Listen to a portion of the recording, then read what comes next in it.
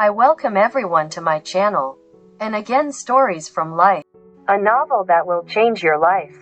Martha Shields' right-pointing arrow, hope for happiness. Suddenly Jake felt tired and exhausted. Ignoring the sharp pain in his back, he stood up. He stretched out to loosen his bones and walked over to the intercom. Her quiet voice stopped him. I can't believe I jumped on you like crazy. This has never happened to me. Except with brothers. But I had a very hard day, and Then she stopped abruptly. But what do you care about my troubles? And of course you don't owe me anything.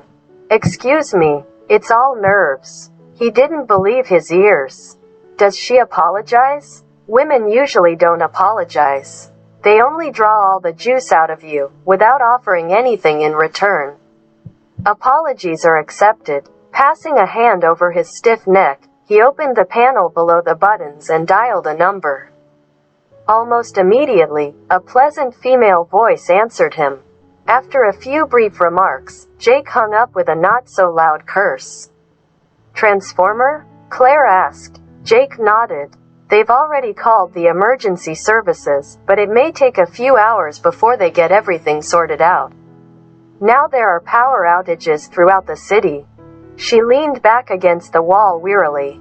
Great, just shine. The perfect end to a wonderful day. Sorry? She shook her head. There is nothing. Jake felt an unexpected curiosity about this little girl. However, she was not much shorter than him, about 5 inches, and he was quite tall. The emergency light in the elevator was dim. And Jake couldn't figure out what color her hair was, but it was clearly dark. Shoulder length, direct. Her skin in the semi-darkness seemed pale, almost translucent. High cheekbones, large mouth. Full lips that were now tightly compressed. No, she obviously does not look like a fashion model, but the girl somehow reminded Jake of his mother in his favorite photo. He suddenly wanted to ask if it was because of her wet clothes and shoes that she considered today a bad day. The desire to talk to her became stronger every minute.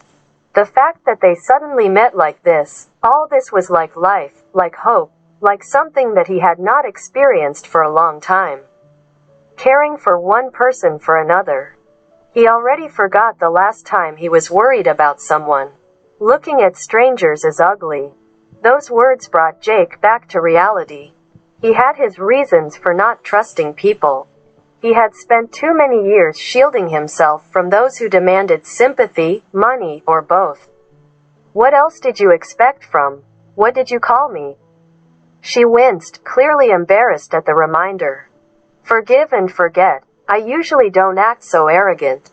Alan Townsend is dead. Claire's face was horrified. When? How? He's your peer. Jake's eyes narrowed. And you, I see, have studied us in detail. Townsend case number 101?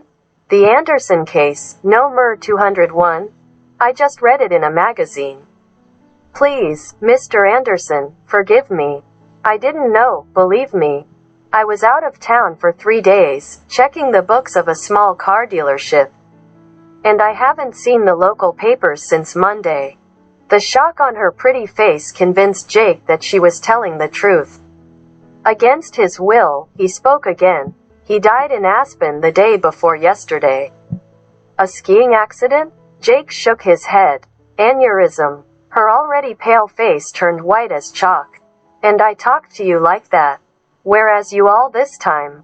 Claire closed her eyes. Excuse me, I am so sorry. All Jake had heard for days now was, I'm sorry. I am so sorry. For the first time, these words were spoken in such a way that he believed them. For the first time, these words were spoken in such a way that he believed them. He suddenly wanted to comfort her. Crap, again she was the winner. He needed to get out of her company quickly before he could do something stupid. But it was impossible. They are locked in the elevator. And what to do? We should at least change the subject. Listen, he said, trying to hide his despair. We're stuck here, apparently, for a long time. So let's sit down and talk about your proposals for pony investments. She stared at him as if he had asked her to undress. You're really joking. Not at all. After everything I've done? You should have given me a good beating now. Jake smiled involuntarily. I'm not going to give you a beating, honestly. We've been stuck here for a few hours. So let's make the most of this time.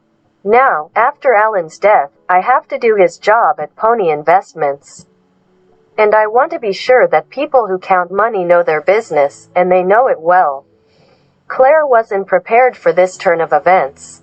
I don't have enough information about Pony's investment, so I can hardly say anything sensible right now. Maybe tomorrow? Lay it down, Jake said, folding his jacket neatly and handing it to her. Sit down. Claire stared blankly at the jacket. Does this person have any feelings at all? How can he talk about business? A friend just died, but I can't sit on your jacket. Why not? He's probably worth more than all of me. Jake stared at her silently. When he finally spoke, his voice was soft and husky. And we'll see that. Claire swallowed the lump in her throat with difficulty. Mr. Anderson, that's right. He suddenly bent down and spread out his jacket himself. Sit down. The words sounded like an order. But just a minute ago, his voice was soft, almost gentle. Perhaps I prefer to stand. Don't talk nonsense. We can hang around here all night. Are you going to spend all this time standing up? Claire raised her head to answer in a similar tone, but suddenly the meaning of what was said came to her. All night long? Can't be. How to know? Claire frowned. All right, I'll sit down. As she settled into the hem of his jacket, a warm, clean, and very masculine scent enveloped her. Jake, meanwhile, sat down on the floor across from her, his legs outstretched. Claire suddenly felt the small, dimly lit space in the elevator shrink. Jake's presence enveloped her like a warm, weightless blanket. Her nerves were on edge. And it made Claire feel more alive than ever. But it's just nerves. The expectation that she will be offered a job that is now so needed. Are you always so stubborn? He asked softly. Claire leaned back against the wall of the elevator and crossed her legs. I don't like being told what to do. Then you are not a very good worker. How do you think? She lifted her chin. I'm a great worker. He smiled tightly. Claire felt as if she had come to an exam and didn't know if she could pass it. Taking a deep breath, she spoke. He listened attentively and with interest, focusing on those moments that she tried to avoid. Once in the center of his intense attention, Claire soon forgot about sodden clothes, a wrecked car, and that she might never become a mother. She focused entirely on financial matters, the principles of working with investments, everything that she was taught in college and that she managed to learn during her time at the company. To be continued. If you liked the video, subscribe to my channel and press the bell to nothing don't miss.